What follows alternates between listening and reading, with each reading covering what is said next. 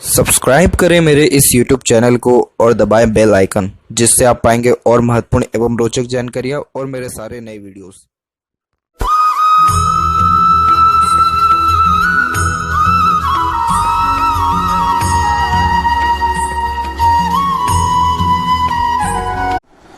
नमस्कार दोस्तों, भगवान आप सभी का भला करे और आपकी सारी इच्छाएं और मनोकामनाएं पूरी हों। दोस्तों, आज मैं आप सभी को इस हाथ से रिलेटेड महत्वपूर्ण जानकारी दूंगा, जिसमें सर्वप्रथम यहाँ पर आपके फिंगर के एनालिसिस के बाद इस पूरे पाम का एनालाइज कर आप सभी के सामने व्यक्त करूंगा। तो यहाँ पर सबसे पहले आते हैं फिंगर के लेंथ के विषय में। तो देख पाएंगे पूरे पाम के कंपैरिजन में फिंगर की लेंथ आपकी शॉर्ट है, जो एक क्विक डिसीजन मेकिंग हैबिट को, जल्दबाजी और हड़बड़ी को इंडिकेट करता है। यानी आपके दिलो दिमाग में जैसी कोई बात आएगा उस पर क्विकली रिएक्ट करना या एक्शन लेने लगना, ये आपके बेसिक नेचर में रहेगा। पेशेंस लेवल थोड़ा कम देखने को मिलता है, क्योंकि चीज़ों को पाने की चाहत बहुत ज़्यादा होती है। क्योंकि जिस किसी का भी शॉर्ट फिंगर होता है, ऐसे जातकों में एनर्जी लेवल बहुत एक्सट्रीम लेवल का अच्छा होता है। और यही रीज़न है कि कोई भी एक्शन लेते तो उसके क्विकली रिएक्शन देखना, रिजल्ट्स बहुत जल्दी पाना, चुस्ती स्फूर्ति, बहुत अच्छा ये जो स्ट्रेंथ है वो देखने को मिलता है।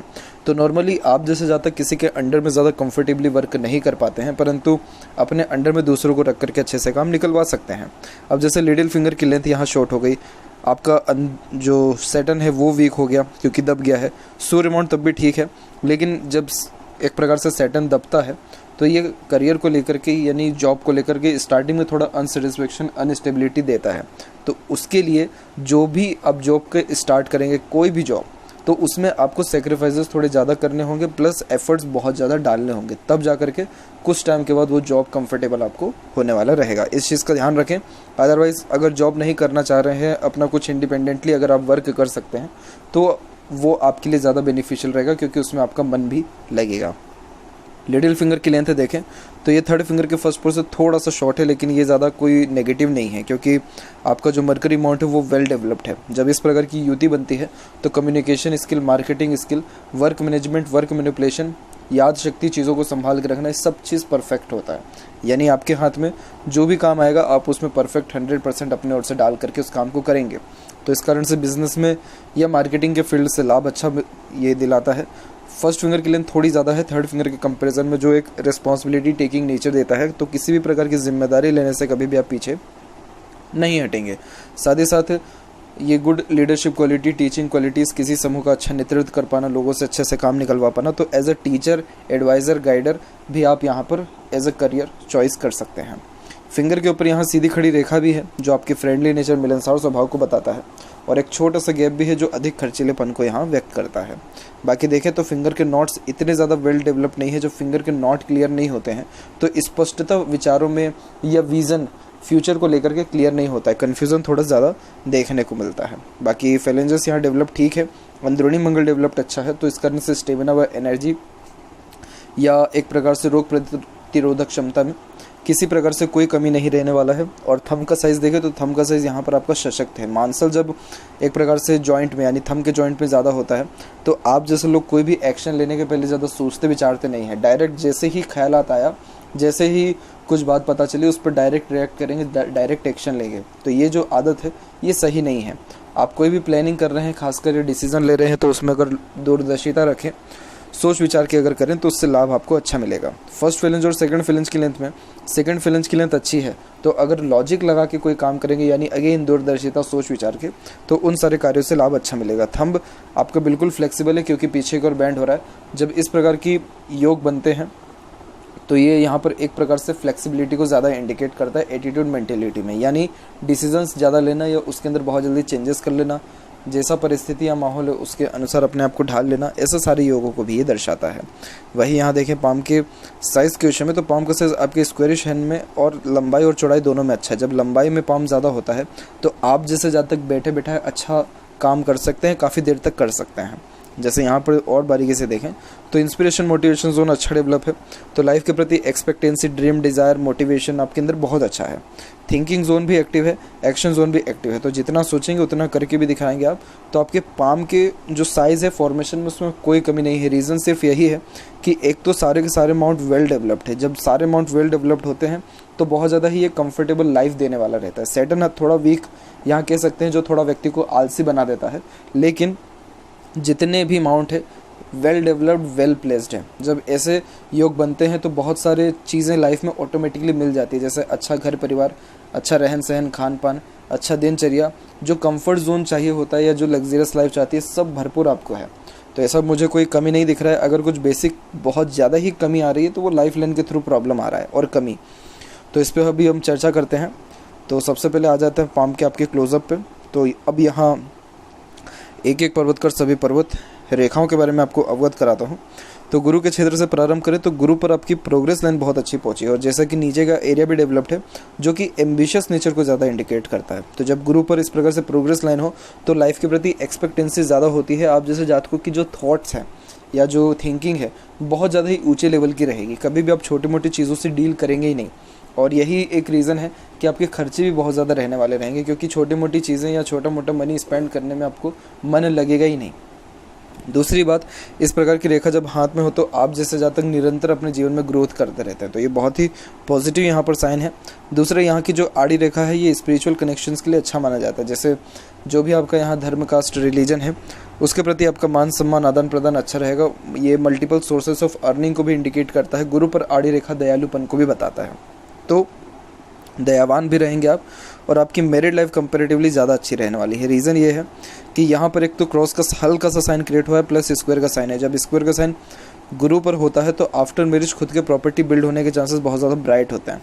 तो गुरु में कोई कमी नहीं है, तो पारिवारिक दृष्टिकोण से हर प्रकार का संतुष्टि आपको मिलेगा, लाभ भी मिलेगा।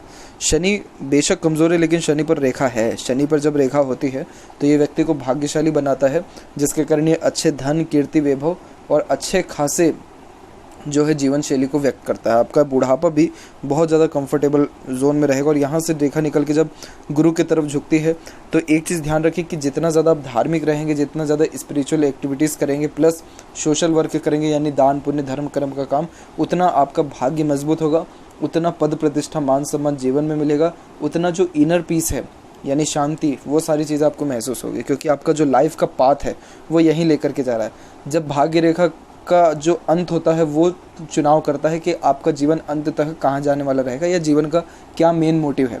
ऐसे देखा जाए तो मोटिव तो बहुत सारे होते हैं, लेकिन आप किस मकसद से आए हैं ये भाग्य रेखा के थ्रू ज़्यादा ईजिली जज किया जाता है। तो यहाँ पर गुरु की तरफ झुक रहा है तो हमेशा जितनी सक्षमता आपके अंदर है उतने अनुसार दान पुण्य या मदद दूसरों की करिएगा। ये आपको बहुत ज़्यादा ही जो जिस कर्म के लिए आप आए हैं इस धरती पे वो एक तो सिद्ध भी होगा, और जो बुरे कर्म है वो भी यहाँ पर आपके कटेंगे। और सबसे मेन आपको इन सब कार्यों से मेंटल पीसनेस मिलेगा, देखिएगा आप इन सब कामों से।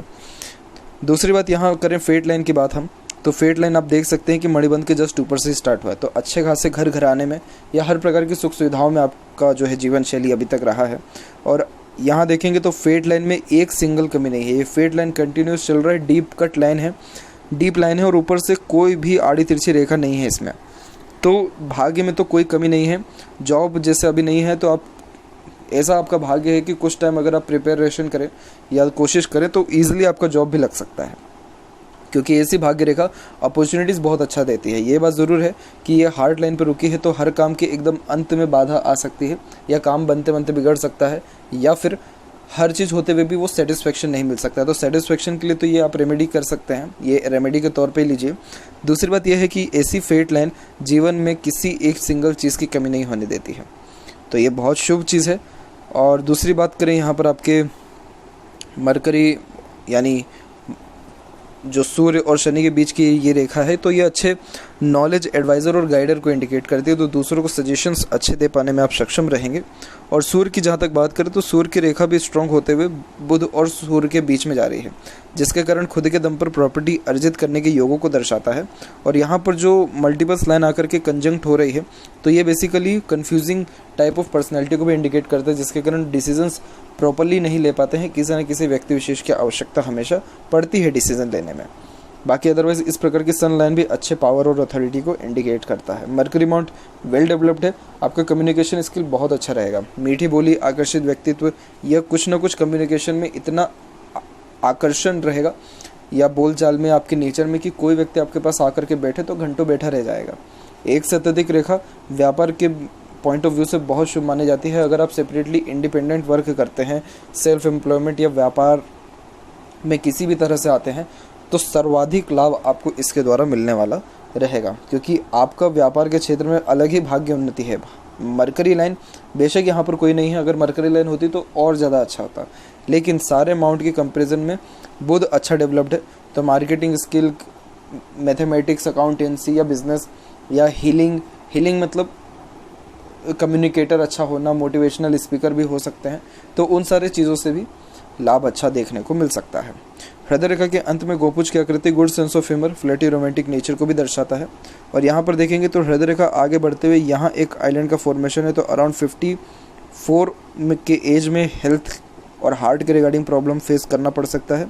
और यहाँ देखें तो यहाँ पर भी एक डबल लाइन चल रही है जो इमोशंस फीलिंग्स में बहुत ज़्यादा ही चेंजेस को बता रहा है। आइलैंड नहीं है यहाँ पे, बट ये है कि थोड़ा इमोशनली डिस्टर्ब रह सकते हैं। उम्र तकरीबन 34 से लेकर के 39-40 के एज के बीच में।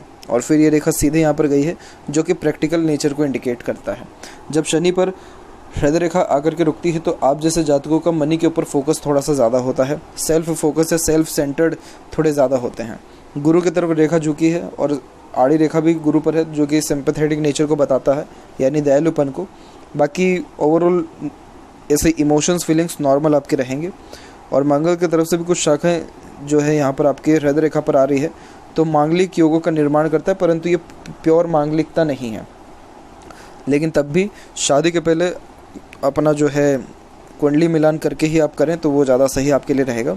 और यहाँ पर एक चीज़ देख सकते हैं कि आपकी माइंड लाइन प्रॉपर नहीं चल पा रहा है। जब माइंड लाइन हाथ में इस प्रकार से अनडेवलप्ड हो, टूट करके चले, तो इतनी ज़्यादा स्ट्रॉन्ग मेंटलिटी नहीं हो पाती है या इतना अच्छा स्टडीज़ में स्कोप नहीं हो पाता है। तो माइंड लाइन जब यहाँ पर वीक हो जाए किसी भी वे में, तो लाइफ में ज़्यादा बर्डन लेना नहीं चाहिए। बर्डन यानी एक समय पे एक से ज़्यादा काम ना करें, कोई बहुत बड़ा रिस्क अपने लाइफ में ना लीजिए। जो बेफिजूल की टेंशन वाली बातें हैं या फिर बेफिजूल की लड़ाई झगड़े वाली जो भी बातें हैं उन सबसे कोसों दूर रहिए।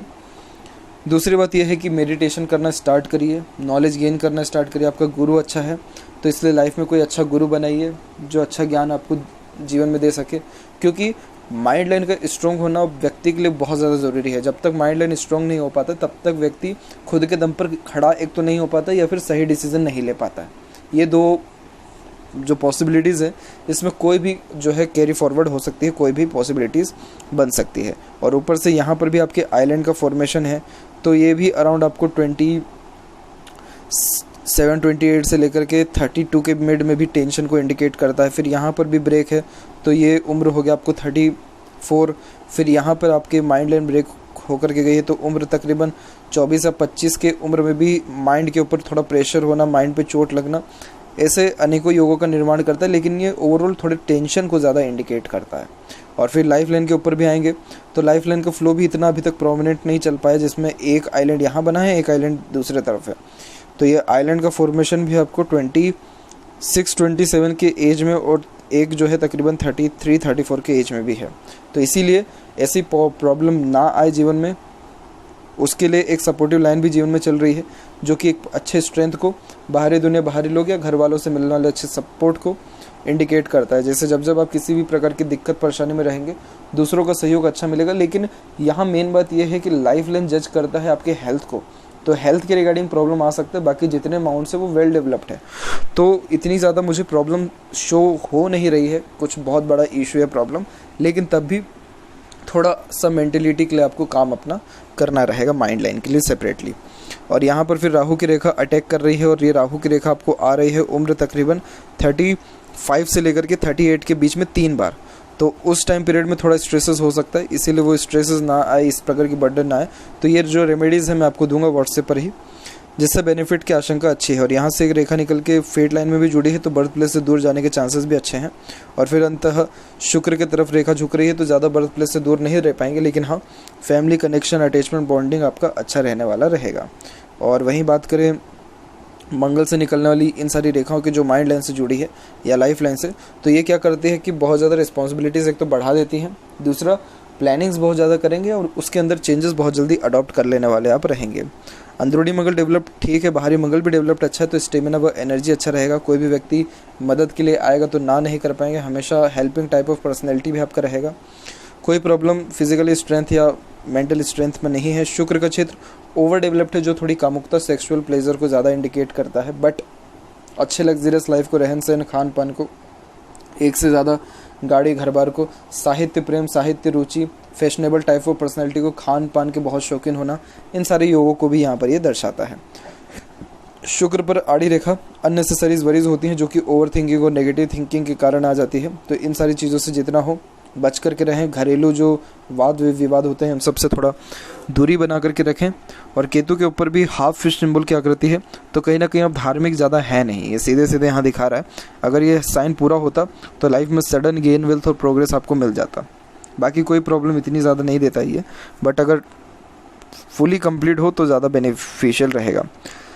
चंद्र का क्षेत्र भी विकसित ठीक है, तो सोचने समझने की क्षमता ठीक रहेगी। बट यही है कि मनी आएगा अच्छा, लेकिन रुकेगा नहीं, खर्चे थोड़े ज़्यादा रहने वाले हैं।